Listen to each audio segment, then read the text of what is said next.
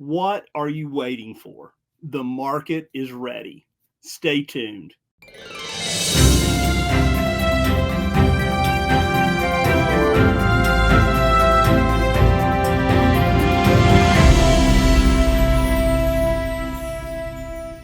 Well, welcome to episode 212 of NoteSchool TV. And well, today we are going to do a note lesson. And guys, if this doesn't light your fire, as Eddie would say, your wood is wet. Yep, that's an Eddieism. We have a lot of those at NoteSchool. So do a couple of things for me, or a few things for me. Number one, make sure and like this episode. Yep, hit the like button, share it with your friends, share it with everybody you know. They should see this, right? They should see this. Share the knowledge, share the wealth. And then secondly, if you have not already subscribed to NoteSchool TV, make sure and go ahead and do that. And then number three, go ahead and hit that bell notification so that you'll be aware of when we go live, every Wednesday at 11:05 Central Time. And with that, if you would like to know more about what we do at NoteSchool and really what we're showing you today on this lesson, just go to noteschool.com/TV. Again, noteschool.com/TV. So with today's lesson, well, we have the master deal maker, founder of NoteSchool, our chief visionary officer, Mr. Eddie Speed. Good morning. Good morning. Yes, the market's ready. The water's fine. Come on in. You know, I travel a lot. I'm in a lot of masterminds and kind of thought groups and stuff. Mm-hmm. And I deal with a lot of landlords that are more on the super season side, guys that have 50 houses or 200 houses or 500 houses. And I sit down with them frequently and I kind of yellow pad out a little bit of what we're going to do today. Yeah. Just to give people a sense of, all the people that, when you've been a landlord and that's what it's kind of like, Joe, when you're a hammer, everything looks like a nail. Yes. You got what I'm saying? We've heard that expression. So I think that's the case. And every time we sort of have these breakover conversations, things start really changing.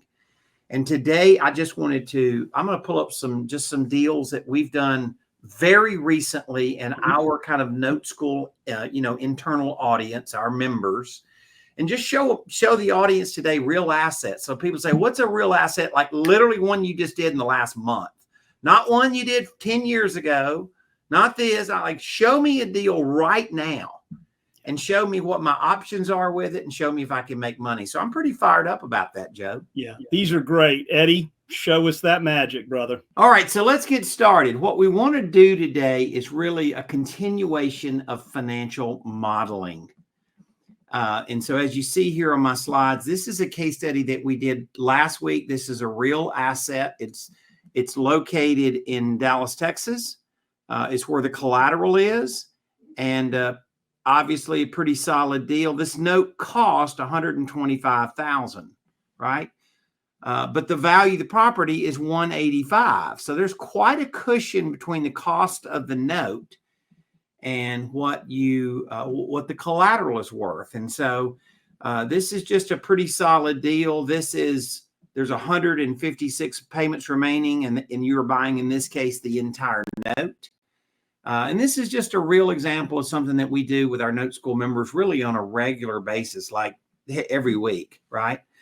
Borrowers are good. They originally paid 10% down, but understand they have more equity in the property than obviously 10% at this point. So they're prepaying the loan down. They're accelerating, making their payments faster than even the note calls for.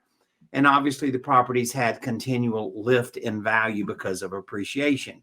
So those are producing what I would call cushion spreads. And we talked about this last week. So I'm just going to give you a quick little summary of what we talked about.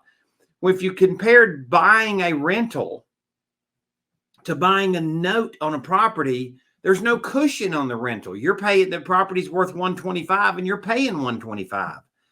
On the note side, on the right side, you're not paying what the property's worth. You're only paying what you pay for the note. And so it becomes very relevant to the fact that this is the note buy, and that's what's right here, right? Even though the collateral is worth more than the note. But the income on the investment is basically double. You'd net $800 on a rental after you pay expenses. You'd net $1,525 on a servicer. So understand after servicing costs. So understand your net number is way higher on a note than it is on a rental. Then we talked about kind of looking at different financial modeling techniques. So we talked about the investment, and we said if just in the first 5 years that the cash flow would be $93,000 on a $125,000 investment, you'd get that much money back. But if you looked at how it took to get all of your money back, it would take essentially 81 months for you to recover your investment. And then you wake up with profit payments of 75 payments of $1,557 a month. This if you were just a cash buyer, right? Just cash, right? Now, once again, we did this case study last week, and I'm just reiterating it because I'm going to show you another dimension to it, and we're going to keep adding to the pile, right? So then we looked at, selling a partial of the note. Let's just say that you sold a partial of 109 months, and now you have all but $1,000 of your investment back. This would be sell the front payments of the note. Now, you're not getting any payments for the first 109 months, but guess what? For a $1,000 investment, you get 47 payments at $1,557 a month. This is the partial strategy where you're selling part of the note. That's one way to recapitalize. So then thought we would take it a little differently, and we would say, okay, what if you borrowed against the note, right? What if you paid and the cost of the note was $125,800. That's the cost. But then you borrowed $100,000. So now all of a sudden you have $100,000, and that's where you're going to borrow against the note from an investor. What is your cash investment?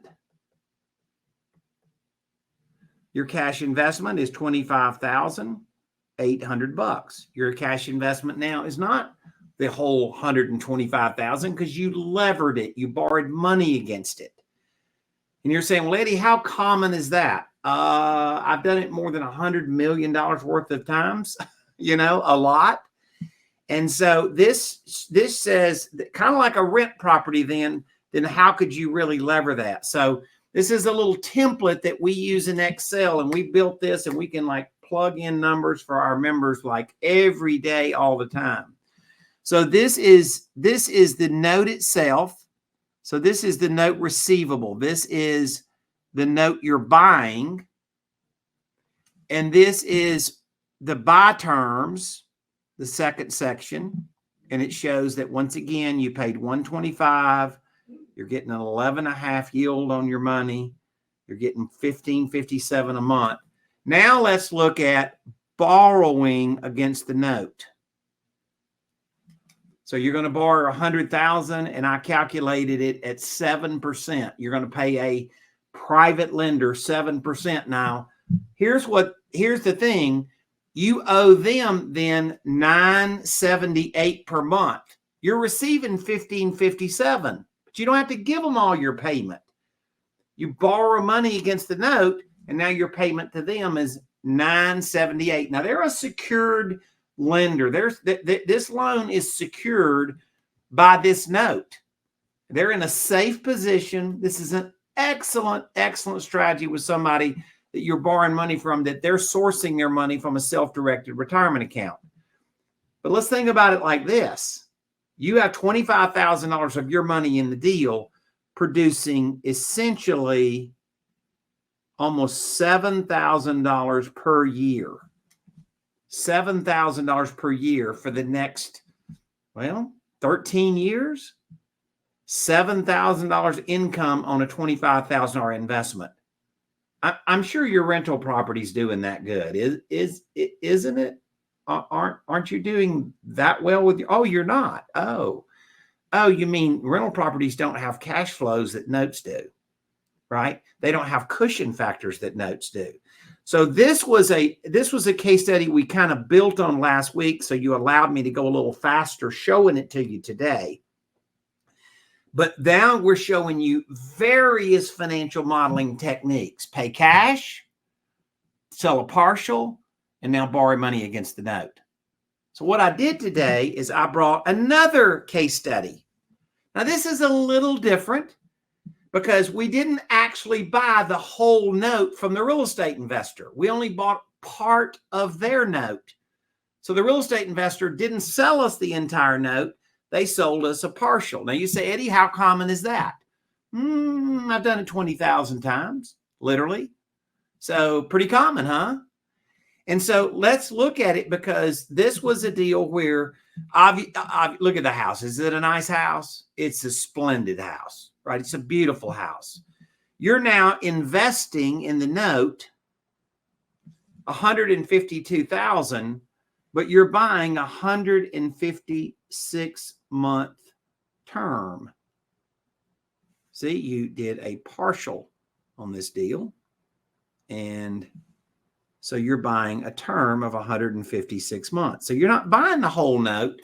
You're buying less than the whole note. It's going to be reassigned. But let me think about it like this. This real estate investor that sold us a partial, do you think he's going to let you lose money because he didn't get any more of his money until you get all of your money?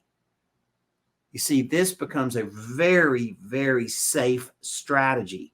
I've done this a lot with real estate investors where they want to gain future income down the road. I've done it a lot with land guys selling land tracts. And so here's the thing.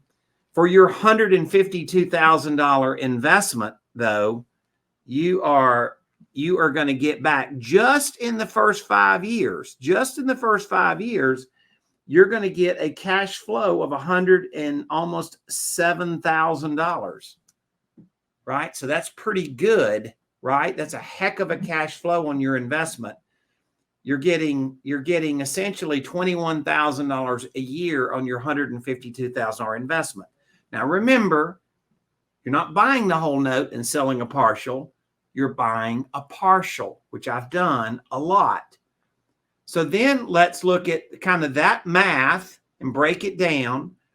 And for this 156 months, then all of a sudden you've got a great investment. But I said, okay, now this goes back to, this is our real estate investor.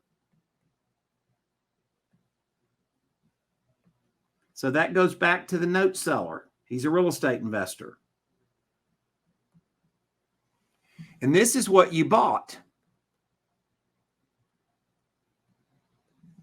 So what I did was I said, okay, well, let's run some financial modeling. And let's say, okay, what if we paid 152, but we wanted to then go borrow 132. So I'm going to go borrow $132,181. And that means I have a $20,000 investment, right? That $20,000 investment in the deal has quite a return on it. So I said, what if you left $20,000 in it? And once again, we're going to say, now let's go borrow against the note. And we're going to pledge the note, or as the banking term calls it, hypothecate, kind of a $2 word.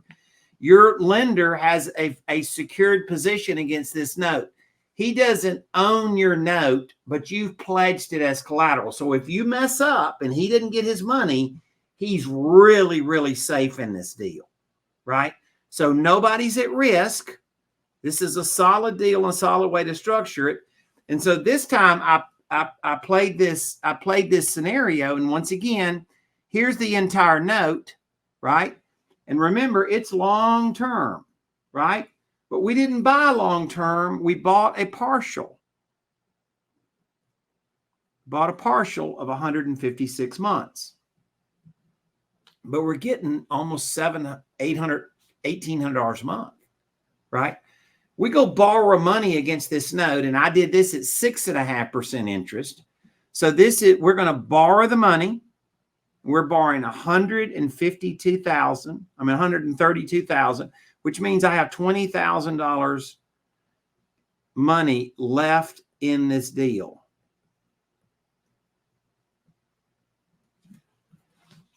If you did that, your $20,000 would produce you a net income after paying your lender, after paying your underlying lender. It would produce per year $10,888 for your $20,000 investment. And that's for the next 13 years. Wow. You see, what we like to say is it is your chalk and your chalkboard. You get to decide. You get to decide whether you buy the note, you pay cash, you buy the note, you sell a partial, you buy the note, you borrow money against the note. These are real assets and real deals that our members see like on a weekly basis. And this is what we kind of help them do. We get on a deal lab with them. We model it out and they ask questions. What if it worked this way? And what if I did this? What if I did that? And we pull up these charts and, they're Excel so that we can change the numbers and play with it. And we just model it out. But I think it becomes very clear to say, if you were a burnout landlord, and if you said, I don't want to fool with managing rentals, not only because the aggravation of rentals, because I'm not making any money, right? That's what people are kind of complaining about today, right? Look at the note side of the business. Look at the income for $20,000 invested. It takes you less than 2 years to get all your money back. And then you're making $10,000 for the next 11 years income because you found the note and then borrowed money against the note. Is it good for the lender, the private lender that loans you money against the note? Listen, they're probably a burnout landlord. The guy that loans you the money, he's just not in the deal chasing business. The guy that loans you the money, that passive investor, he's getting a 6.5% interest and he's getting his money every month, every year, over time, and no aggravation. He just gets the money's just wired into his checking account. Nobody asks him about the hot water heater. Nobody needs to go worry about, did they steal the couch or the refrigerator? You see what I'm saying? This is why people like this. Well, Eddie, yeah, you showed them the magic. It's hard for a lot of people to go, wow, so I can borrow money against this. I can have $25,000 invested in a note. Or 20 on the second one. Or 20 on the second one. Almost $11,000 a year for 13 years. I know. You see, Joe, dispel your disbelief. Yes. That's one of my favorite sayings. Just take that out of your mind. Joe, in the last 3 weeks, I've been to 3 major real estate investor masterminds. I know. Call it close to the top 500 guys in the business. Right.